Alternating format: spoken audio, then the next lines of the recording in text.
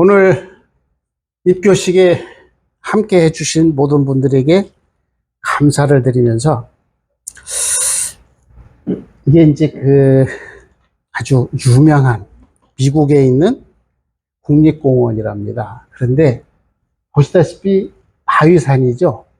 그러니까 이게 흙이 워낙 건조하니까 나무가 자라지를 못해요. 그래서 아마 큰 산에 가보신 분들은 정상적으로 올라가서 보면 키 큰 나무가 없죠. 전부 어떻게 되어 있냐면 바닥에 이렇게 붙어 있대요.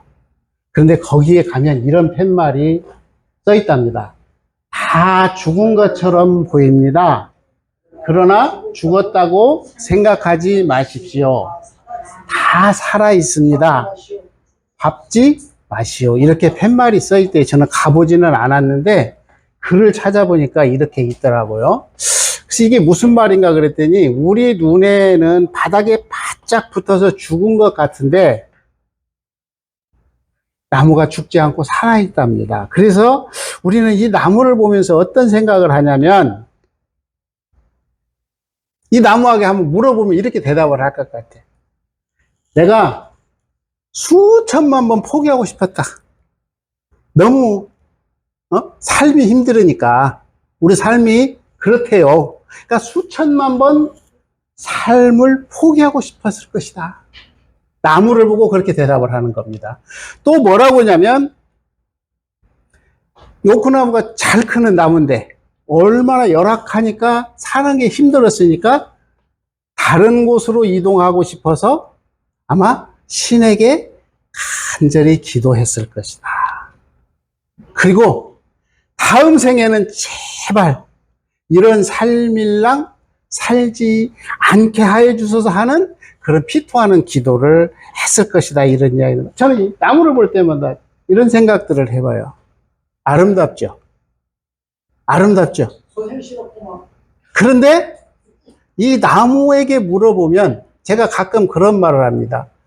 석양의 바닷가를 가서 보면 석양이 불구스름한데 배가 한 대 지나가면 우리 눈에는 뭘로 생기죠?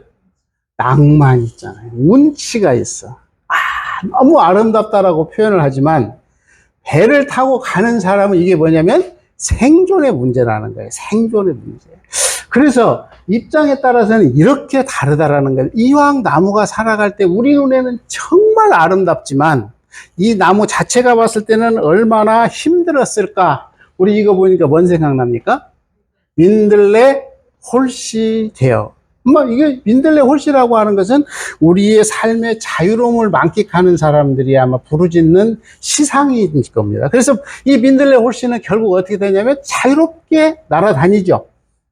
그런데 이 민들레 홀씨가 땅을 만나면 제2의 인생을 살 수가 있죠. 근데 못 만나면 어떻게 돼요? 그냥 그대로 말라 죽어. 아마 저는 입교의 의미가 바로 이런 데 있지 않는가 싶습니다. 많은 사람들이 자기 삶을 열심히 살아가지만 결국 가서 우리는 땅을 만나서 뿌리를 받고 우리의 새로운 삶을 출발하는 거예요. 진주 정말 아름답잖아요.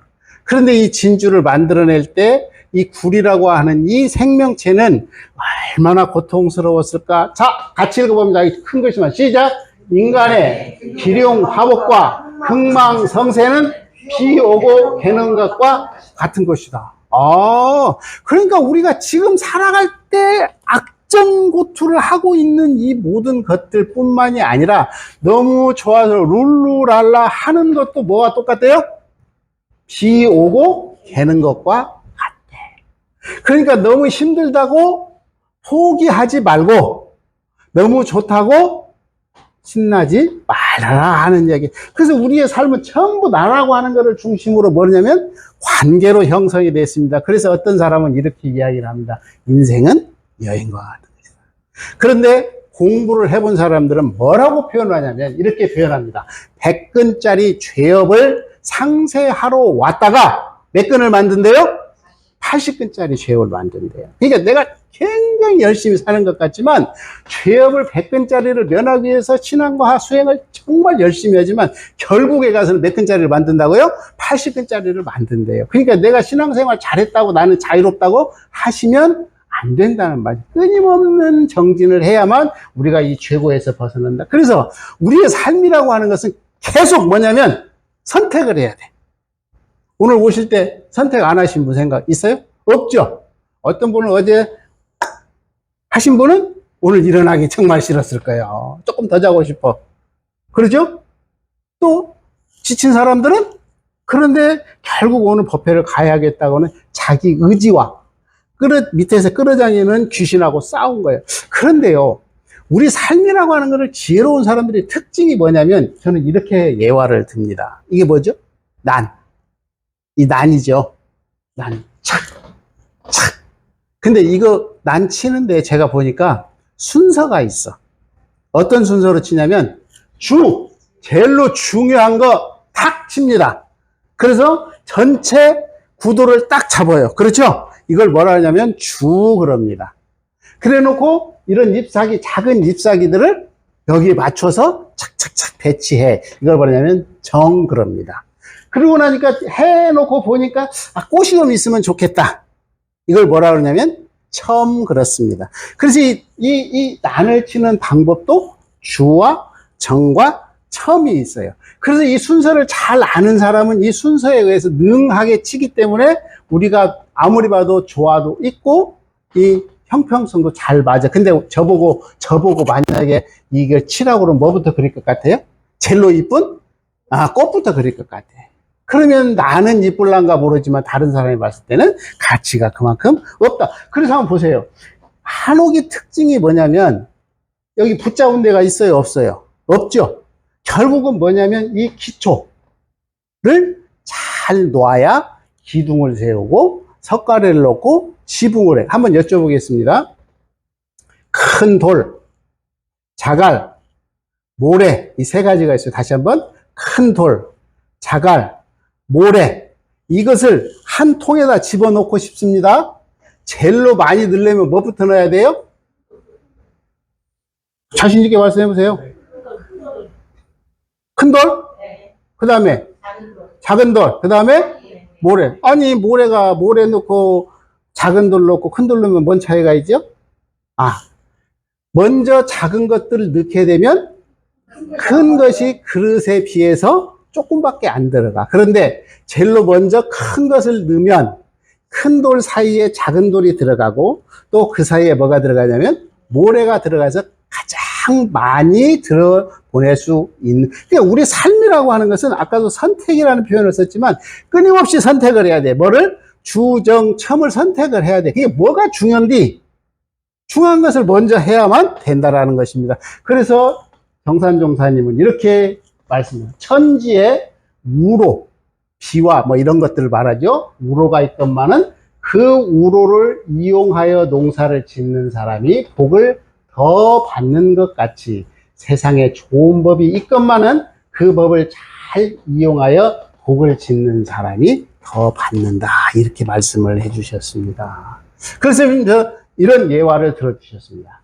저 과수가 종자도 좋고 땅을 잘 만나고 우로의 지택이 고르고 사람이 적공이 잘 들어야 훌륭한 결실을 볼 수 있다. 그런데 종자는 뭐냐 그랬더니 우리의 습관이래요. 뭐라고요? 습관. 그러니까 우리는 우리 삶을 보면요 굉장히 사소한 일의 연속이야. 큰일 별로 없습니다. 인생에서 큰일은 대사라고 그래. 대사. 생사대사만큼 죽고 사는 문제를 빼고는 그렇게 큰일이 없대요. 조그마한 일이 계속 겹친다라는 거예요. 그런데 이 조그마한 일이 겹쳐서 결국은 뭐가 생기냐면 습관이 된대요. 이 습관이 뭐가 되냐면 종자가 된다. 그러면 이 종자가 결국은 누구를 만나느냐?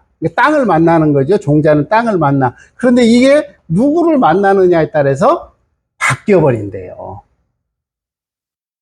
이걸 인연이다 이렇게 표현을 했습니다. 결과는 그 다음에 뭐냐면 우리가 비도 적당한 시기에 와야 되고 어제도 그런 말을 했지만은 뜨거울 때 비 한 번 오면은 좋기만 한 건 아니죠. 갑자기 후덥지근해지거든요. 근데 필요할 때 비가 와주면 너무너무 고맙다는 거죠. 근데 보세요.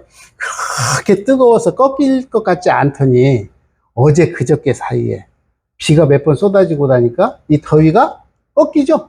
꺾여. 한 번 꺾이기 시작하면 그래서 이 우로라고 하는 것은 이와 같다 그랬습니다. 그런데 더 중요한 것은 뭐라고 그랬냐면 아무리 이런 것이 갖춰진다 할지라도 뭐가 있어야 된다고요? 다시 한번 뭐가 있어야 된다고요? 인공. 내가 공을 들여야만 된대요. 농사를 지어보신 분들은 알잖아요. 종자 좋은 거 갖다 놔도 비료나 뭘 다 해도 결국은 내가 공을 얼마나 제가 한번 농사를 지어보고 1년 딱 농사를 한번 지어봤거든요. 그때는 뭐냐면은 뭐라고 그럽니까? 비닐에다가 이렇게 뭐 심는 거 뭐라고 있죠? 그거 모판을 하는데 저는 할 줄 모르니까 하루에 5번은 가서 떠들러 봐요. 5번은 떠들러 봐요. 날이 뜨거우면 죽었을까? 또 얼마나 너무 자랐을까? 그런데 지어보신 분들은 아침에 물 주고 위에 땅 열어놓고 그러면 돼. 그러니까 이게 끊임없이 거기에 공을 들이지 않으면 우리가 좋은 결실을 얻을 수 없다. 이렇게 말씀을 해 주셨습니다. 그런데 대종사님은 진급하는 이치를 알면 원만한 인생이 된다 그랬습니다. 진급하는 이치. 뭘까? 정산종사님의 법문을 통해서 읽어봅니다. 시작! 천도라 함은 악한 일을 착한 이로 돌리고 낮은 데에서 높은 데로 이끌어 주는 것이니 자기 자신이 스스로 천도하기도 하고 타력에 의지하여 천도를 받게 되나니라. 그러면서 말씀하십니다. 진급하는 사람의 특징이 뭐냐면 첫 번째 시작! 불연이요. 둘째 믿음이요. 셋째는 깨달음이요. 넷째는 공덕이요. 다섯째는 일심성정하게 하는 것이다. 그러니까 우리 부처님이나 하나님이나 어떤 신이 죄복을 권장하는 능력에서 딱 보따리를 싸들고 있다가 탁 하나씩 던져주면 그놈만 뺏어 먹으면 되겠죠. 근데 아마 그랬다고 그러면 전쟁 났을 것 같아. 네? 내놓으라고 왜 내 보따리 갖고 안 주냐고 그랬겠죠. 아무리 신이라도 그렇잖아요. 내 복의 보따리를 가지고 있는데 안 준다고 그러면 가만히 안 놔둬요. 아마 죽인다고 덤볐을 거예요. 근데 왜 안 덤빌까? 우리는 이걸 알기 때문에 그래. 뭐라고요? 부처님과의 인연이 정말 소중하고, 그런데 그래서 부처님의 그 구제 방식을 꼭 믿고 그대로 따르는 것이 중요하고, 그래서 그렇구나 하고 깨달아가면서 한 걸음 한 걸음 나아가고, 그래서 내가 복 짓는 데에 공덕을 더 드리고, 그래서 항상 청정한 마음으로 깨어 있을 때 결국 우리는 어떻게 된다고요? 진급을 한다는. 그러니까 우리가 입교라고 하는 것은 바로 무슨 첫걸음이에요? 진급의 첫걸음이에요. 진급의 첫걸음. 그러니까 입교하신다고 하는 것은 이미 나는 진급할 수 있는 고속버스에 타신 거예요. 기차에 타신 거예요. 비행기 타신 거예요, 이제. 그리고 나서 이제 거기에서는 비행기 타고 갈 때는 이런저런 군것질도 하겠지만 결국은 도착은 목표는 정확히 해진다라는 사실입니다. 한번 읽어봅니다. 시작! 말씀하시기를 건부는 요구 조건만 많음으로 빚만 더지고 성인은 의무 조건만 많으심으로 거기 늘 족족하다. 그러니까 뭔 말이야 이게? 성인은 맨날 안타까워. 맨날 안타까워. 그래서 우리들의 삶이 사은님이 가호활에 이미 다 지켜주시겠다고 하는 선언을 사실은 하셨어. 내가 알든 모르든 간에. 그래서 우리는 어떻게 해야 되냐? 어디가? 부처님의 품 안에서 안겨 있으면 모든 문제는 해결이 된대요. 그런데 이 포근함을 우리가 느끼기 시작하는 것을 뭐라고 표현하냐면 신앙 체험이다 이렇게 표현을 합니다. 그래서 우리가 부처님의 품 안에 포근한 품 안에 안겨 있다고 하는 사실을 스스로가 깨달아야 여기서 열정도 나고 신심도 나고 그럴 것 같습니다. 오늘 입교를 하시는 모든 분들에게 아까 진급의 열차는 타셨고 이미 호근한 부처님 품 안에 안기셨습니다. 여러분이 정성 다 들여서 그 원하시는 그 모든 일을 여의 성취하시기를 간절히 빌겠습니다. 감사합니다.